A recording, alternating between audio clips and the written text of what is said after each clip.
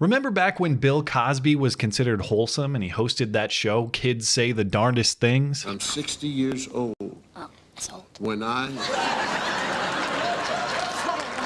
We should bring that show back, but for California Democratic politicians, whose statements are at least equally darned. Of course, you have Maxine Waters, one of the state's longest-serving congressional representatives. She's getting older, but she still remembers way back when she was a millennial. Our millennials are a force.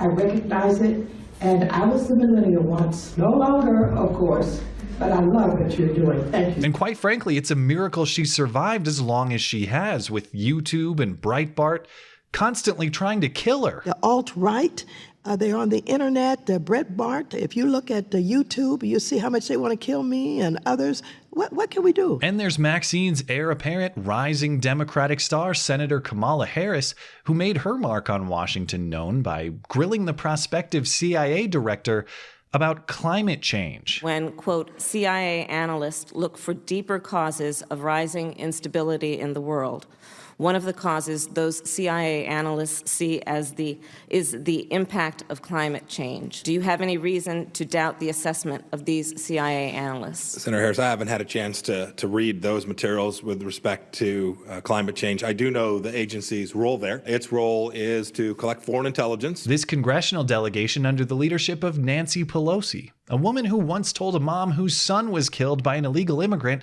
that she has nothing to fear about open borders, on national television. If you need to go home tonight and line up your babies, as you say, and your grandbabies, which one would you like to say?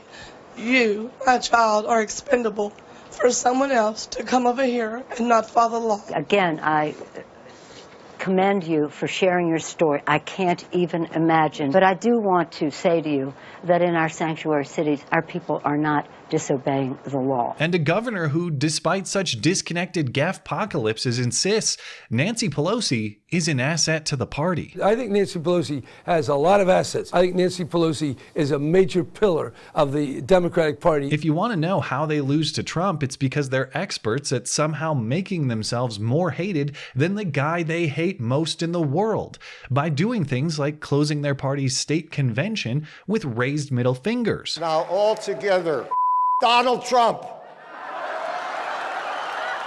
And then they're shocked that voters give them the finger at the ballot box, shocked that condescension doesn't make for an appealing political platform to the peasantry. And yeah, admittedly, I'm cherry picking some examples for entertainment value. Everyone else has their crazy fruit too. But if you ask me, the crazy fruit of the California Democrat is a particularly ripe and bountiful harvest. And this week there's evidence to suggest it's not necessarily cherry picking if you pick the cherry from a giant pile of them, that being the public opinion of California Democrats generally. At first glance, this headline read to me like something from Breitbart or a right-leaning source, something that might be sensationalized to suit a certain perspective. But it's actually from San Jose's Mercury News. Poll: most California Democrats want to restrict free speech. For white nationalists is the qualifier, but any qualifier means the headline could end right there. Most California Democrats want to restrict free speech. According to a poll run from August 27th to September 5th of 1,200 registered voters by the Berkeley Institute of Governmental Studies, part of the University of California, Berkeley, 53% of democratically affiliated respondents agreed, quote, "We have gone too far in allowing such demonstrations," those being the demonstrations of white nationalists. And 58% of self-identified liberals agreed with that statement. I give the Democrats a hard time with this poll because their answers are the most skewed in the wrong direction, but perhaps that's not entirely fair. Perhaps California is just a crazy place in general. A plurality of the respondents overall agreed that we've gone too far in allowing white nationalists to demonstrate, and even 42% and 43% of Republicans and conservatives, respectively. Perhaps these responses resulted this way because of the specific nature of the question. Maybe respondents are thinking, since the question is about a very specific type of speech, that the implications are narrowly limited and not that serious. But in reality, this question could be phrased, yeah, so First Amendment or nah? And it would be the exact same question. When we read some of the respondents' reasoning, that point becomes clear. Said one Democratic respondent from San Jose, hate speech leads to greater evils and should not be protected. Freedom of speech is good, but it all depends on what you're speaking about. Ah, yes, free speech all depends on the asterisks that are attached. No, free speech depends upon no asterisks being attached. I don't like violence. I believe in making things better, and making things better is not sitting there and rallying about things that happened 100 years ago, like slavery or white supremacy or the rise of Hitler that led to the genocide of Jews. Why would we want to do that to our own humanity here, he asked. A couple things to notice and consider about this reasoning. Notice how this respondent references speech and violence interchangeably. Oh, well, I just think certain topics shouldn't be eligible for discussion because I don't like violence. As though those are the same thing and as though they can't be separated. This outlook is why it is crucial we maintain the ability to distinguish between words or ideas we don't like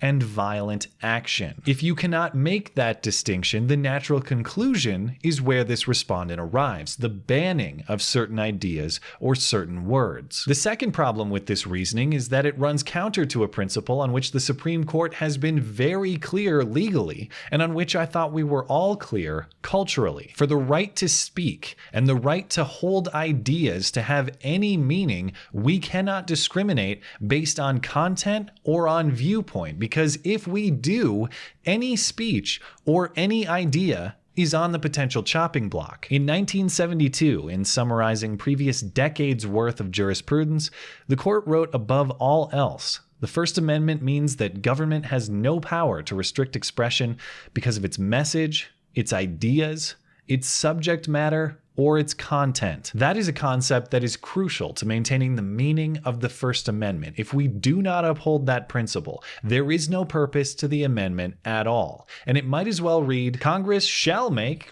any laws it wants, abridging any speech it finds distasteful. And for sure, no Nazi stuff, guys. Like, come on. It's 2017. But hey, California Democrats, you probably don't want to listen to me. I'm just some rube middle American suspected white supremacist. And after all, those Supreme Court cases were decided by a bunch of old dead white guys too. So don't take it from me. And don't take it from the court. Take it from Noam Chomsky, a leader in socialist thought, one who shares your disdain for structures of oppression, and one who understands that free speech is a fundamental personal liberty that ought never to be oppressed. If we don't believe in freedom of expression for people we despise, we don't believe in it at all. And if you don't buy that principle for humanitarian reasons, that people should be free to say and to think and to be whatever they like, then consider the selfish perspective. Whatever is done to those you don't like can and will be done to you. While you may think that restricting the speech of white nationalists is a very narrow limitation that won't affect you, there is nothing in your reasoning to suppose that it won't. If you don't protect speech that you hate, there is nothing protecting your own. Maybe you'd prefer a world in which everyone has to shut up, including white nationalists. Maybe that's a price you'd pay for their silence. I'd prefer a world in which they get to speak, and then you get to say, nah, you know what? That's a dumb idea, and I have a better one. And then we all trust in the individual's capacity to make the right pick. It can be scary to trust other people to make the right decision. But if human history is any indicator, freedom and progress are as legendary a duo as any. Like peanut butter and jelly, or a California Democrat and crazy. Thanks as always for listening and for supporting this channel. Always appreciate that thoughtful discussion down below, and especially over on Twitter. That is at ML Christiansen. You're always welcome to come hang out and chat in my live streams. Those are linked down in the description. Looking forward to it. Okay, bye.